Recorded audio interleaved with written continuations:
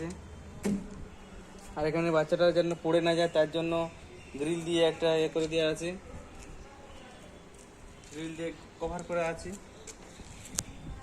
আর এদিকটাও একটা গলি আছে, সেই জন্য এখানে একটা এরকম আবার কভার দেওয়া আছে, সেইখানে গ্রিল দিয়ে কভার করা আছে যাতে জল না ভিতরে পড়ে এবং আলো বাতাস যাতে ঠিকঠাক যায়।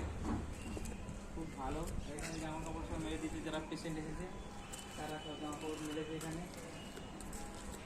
এখন ছায়া পড়ে গেছে, সব এখন তুলতে আসবে।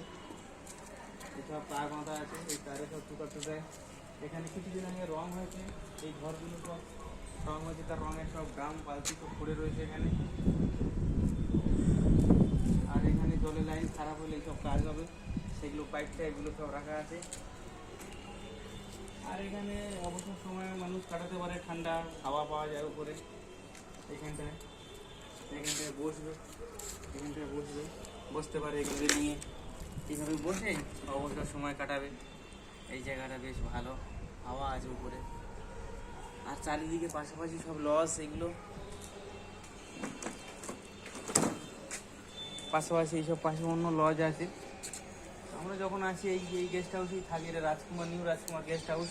এদের জায়গাটা খুব বড়, খুব ভালো, পরিষ্কার পরিচ্ছন্ন ঘর।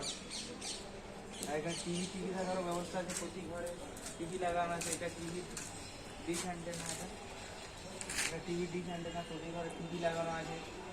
যখন ইচ্ছা তুমি দেখো, কোনো অসুবিধা নেই।